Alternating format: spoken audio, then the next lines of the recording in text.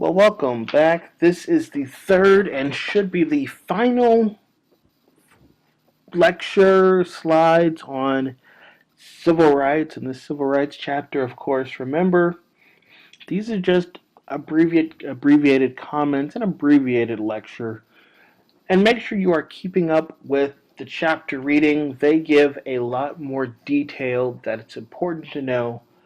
And so remember, these are merely supplements to that assigned reading if you're in the online course, and if you're in one of my face-to-face courses, this is a supplement to the assigned reading as well as our in-class discussion. So make sure you're using all of the resources available to you. But I wanted to finish with this idea of civil rights. Remember, we're looking at civil rights from a governmental perspective.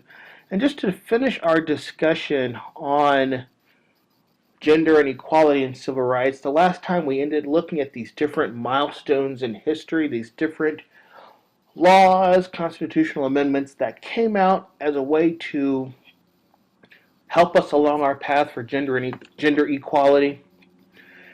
And then, of course, like I know I said that I focus primarily on the political, legal aspects of civil rights, but when you look at the women's rights movement, there are some important issues, some important cultural factors that greatly influenced the idea of women pushing for equality when they did. Um, of course, 50 years ago, Betty Friedan published The Feminine Mystique, which was a groundbreaking study that's had several critiques, several followed through, several response books throughout the years, which is really a key piece of feminist literature, this idea that women weren't happy being at home, not given that choice between being at home versus working. So this was groundbreaking. The formation of the National Organization for Women, trying to push for equality, uh, that Equal Rights Amendment we talked about. And then, of course, the controversy over Roe v. Wade, which we discussed in the civil liberties section. That idea that for the Supreme Court, ideas related to contraception, abortion, a woman's right to choose were all matters of privacy. That the Supreme Court said this is a conversation between a woman and her medical practitioner, her medical provider. So these are all important issues that came along. But frequently, we also have these cases where issues of race and issues of gender intersect. And one of those big examples was the case of Loving v. Virginia. This is a very important case where the Supreme Court actually said that anti-miscegenation laws that said people of two different races couldn't get married, interracial marriage, if you will, was unconstitutional. There's no legitimate purpose for actually preventing a black person and a white person or an Asian person and a Hispanic person from getting married. There's no government interest. Now that's important. One, because we now have more interracial couples than we've ever had before in the history of the United States of America. And then you have to wonder, is there a connection here between anti-miscegenation laws and race laws and laws that say that two people of the same sex can't get married? Are they the same thing? Are they different? These are important things to consider.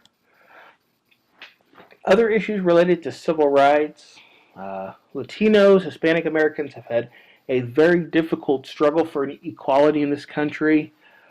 Currently, the Latino population is the largest minority population in the United States.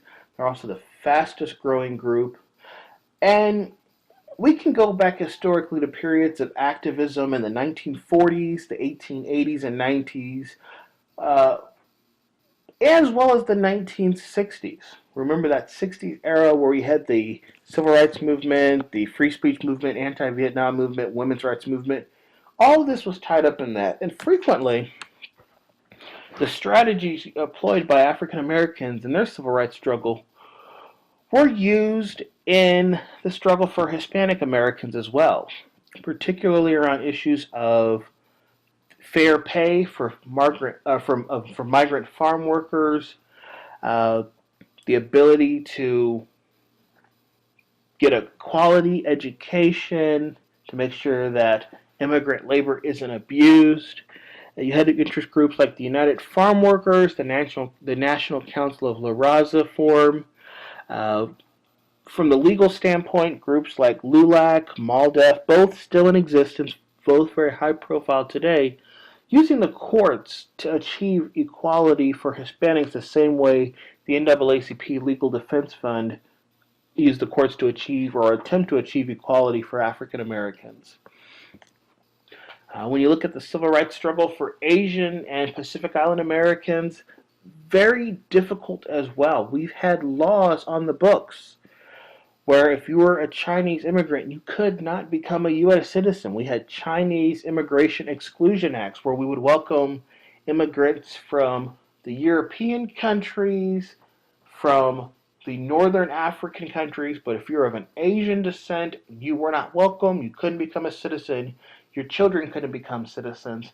And the difficulty is in American history, we've tended to lump all Asian categories into one group, Pan-Asian, if you will.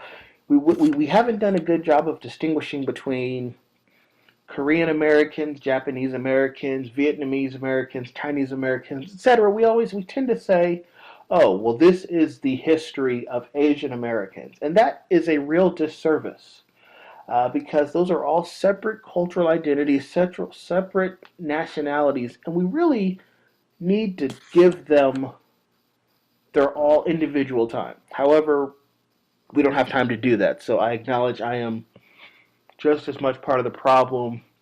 And maybe if we had time, I would expand on all of those. But some key issues related to civil rights for Asian Americans, of course, during World War II, we interned thousands of Japanese Americans, prevented them from living in their homes, especially in the coastal East Coast and West Coast. We moved them to internment camps that were more in the Midwest. In the case of Korematsu v. United States in 1944, the Supreme Court actually upheld that decision by FDR to move Japanese Americans away from their homes for fear of them being spies, collaborators with the Japanese during the war. And so you could, in some ways, put Korematsu in that same category as we would put Dred Scott and Plessy. Decisions that, upon reflection, may not have been the best decision by the court, but it's easier to look at these things in hindsight. And of course, in 1988, the United States government officially apologized to Japanese Americans and their living descendants who were interned during those years, as well as paid reparations. There's always a question of was that apology accepted within the Japanese American community. But we've seen is that recently Asian Americans have gotten more and more politically mobilized.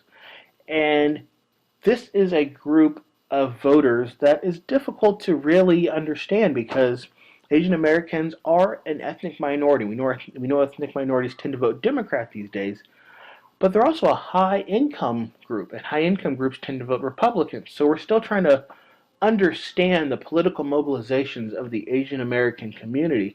But as a point of trivia, if anyone knows who George Takei is, he played Mr. Sulu on the original Star Trek.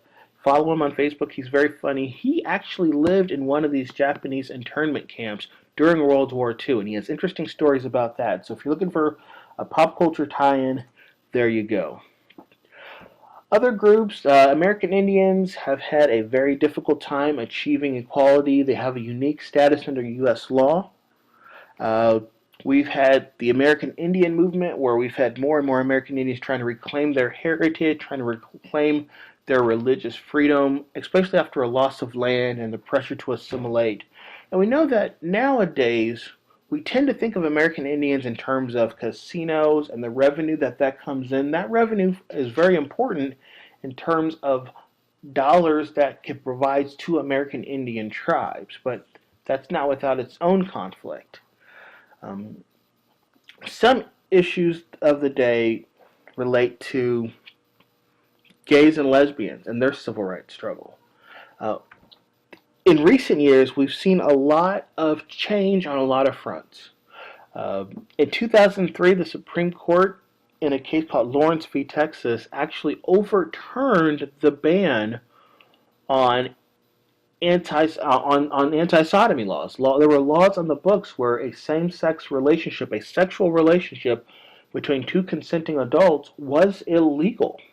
And the Supreme Court in 1986 said those bans were okay. In Bowers v. Hardwick, in 2003, they overturned those. Gay and lesbian civil rights groups such as Lambda Legal and GLAAD have seen President Obama end Don't Ask, Don't Tell, where you can now serve openly in the military regardless of your sexual orientation. And it does seem like the issue that's at the forefront of everyone's mind, especially related to gay and lesbian couples, is this idea of marriage. And is marriage a civil rights issue? And can prohibiting two people who are of the same sex from getting married, is that a matter of civil rights? And these are questions that are being contested even today. Other groups related to civil rights, we know that we've had a history of discriminating against people who have disabilities, physical, mental handicaps, if you will. And in 1990, the first President Bush signed the Americans with Disability Act, which makes it illegal to discriminate against people because of their physical and or mental handicap. And if they can do the job, you have to provide reasonable accommodations.